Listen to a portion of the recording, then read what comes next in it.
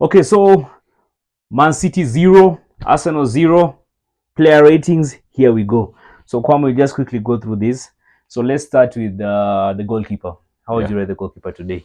David Raya. David Raya, I'd give him a solid 8. Okay. He saved the only one chance that Man City had. Yeah, and so so I give him an 8. Perfect performance. Zero. He didn't make any much mistakes apart from the distribution. He faltered a bit, but that because Man City were pressing us very well. 100%, I agree. I'll equally give him an 8. Then I think the guys who actually, but they did their homework. They actually carry the day, but those in defense. So we go to Ben White.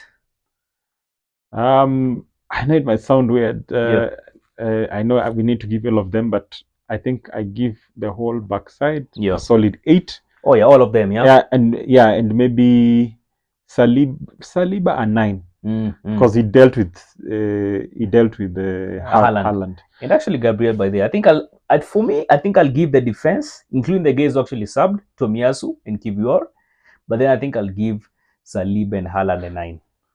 But let me tell you the reason why I would give them an 8. See, a world-class defender in this day and age, beyond stopping. You see, they are supposed to pass the ball out of possession from the back.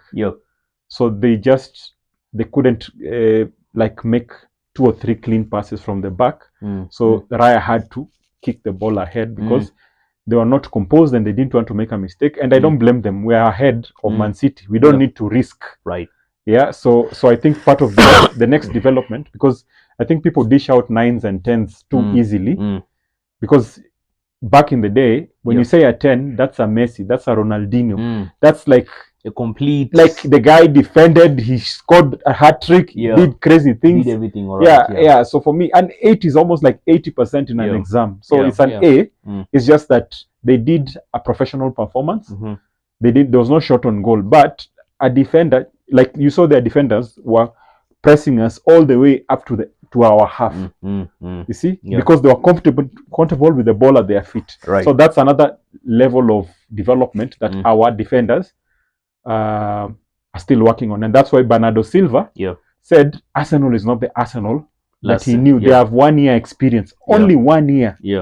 Only 1 year. Bernardo Silva is getting old. Kyle Walker is getting old.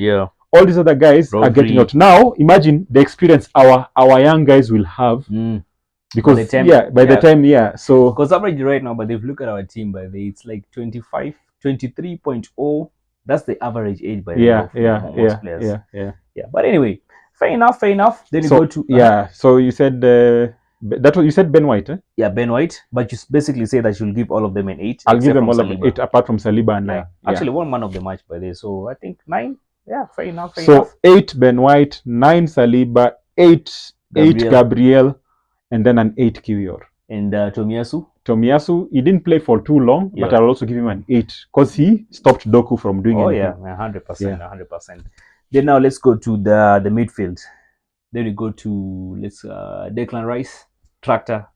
Declan Rice, that guy, I give him a 9 because I think Declan Rice is so many levels ahead of most of our team that he's psychologically, he's the leader, like the unspoken leader. Like he does everything so well that now we think it's normal. Right. So I'd give him a 9 just because he shielded the defense. He stopped any attacks from happening, and he has a 9 almost every week. So I'd give Ben White a 9. Then you go to Jorginho. I mean, not Ben White. Declan Rice. Jorginho. To be honest, Kwame, by the way, I'd give him a 3. No, to be fair, a 3. To be fair, listen, this guy got lost in the game. I didn't notice the game till the time he was subbed. And you saw the difference, but then now Partey coming in, you could feel Partey controlling the midfield. So I think you said a 3. A 3, Okay, fair enough. For me, because he didn't make a mistake to cause a goal, Yeah. but he was ineffective going forward. Yeah, it's very, very ineffective. I mean, this game was just too hot for him. Yeah. We go to Odegaard. Sometimes I'm finding it hard to criticize him because it's almost like we leave chance creation and making things happen to him alone. Think about it. Yep. Jonino was supposed to support him, but he did everything. So I'd give him a 7. 7, yeah? Yeah, I'd give him a 7. All right. Then we go to the forwards. We start with let me see. Saka, I'd give him a 5. Yeah, I'll equally give him. I think. But that's because he was injured. He was not fully fit, but we had nobody else. I don't trust Reece Nelson. Yeah.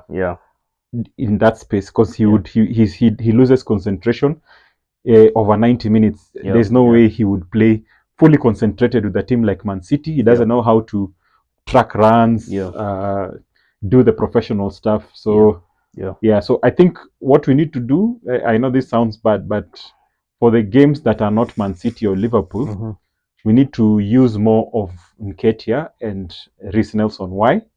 Because sell value, so that when they play the minutes, then guys can now fight over them, and we sell them, and we get back some good money. And also to have our main players rest for the big games in the Champions League and the final games for the Premier League. Makes sense. Then you go to the guy who pissed me off today, Mazi. Go to apply this game, Jesus, Mazi. Jesus, I think they need to have a very tough discussion. Not tough because I don't think we need to sell Jesus. No, yeah, definitely. I don't think we need to sell Jesus. I think Jesus, it's like those players who keep moving clubs because they want to play a striker. It's like this Atletico Madrid guy. What was this guy? The guy, the Spain Morata. He had so much promise, but he's never really clicked being a goal scorer. He's technical. He's like Jesus. Technically sound. He makes things happen, but finishing problem. So I think he should just accept that that's not his game. So he should be used to terrorize defenses and pull defenders, and we use him at a different way. Because as a utility player, I think he brings confidence to the squad because he's fearless. He rarely loses the ball on his feet. So I can't sit here and say Jesus, the first run that we had when we almost won the Premier League was down to Jesus. He was dangerous, very dangerous. You see, and that's because people didn't understand his game. And so I think I'd give him a 6 for today's game. A 6. No, actually, a 6 simply because he didn't play for the team. When I say didn't play for the team, instead of looking for glory, if you know the 3 points is worth gold, we would love you more if you rolled the ball to somebody, win the game. Then when we are doing this post-match analysis, we can give you a 10. We can give you a 10, but 10 is too much. We can give you at least a 9 and say, look, you dragged the defenders off there, whatever, and you created a chance. It's equally important. So don't try forcing shooting. It's not there. I mean, if you don't have it, you don't have it. All right, Havertz, he does a lot of things that people don't notice. I'd also give him an 8 because I think even the control we had, that guy ran. That guy was back defending. That guy defended corners.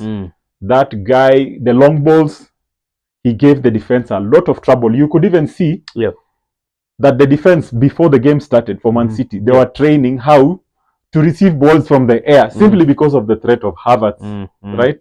So, and Havertz, I think you can get better and better and better and better. I'd give him a solid 8.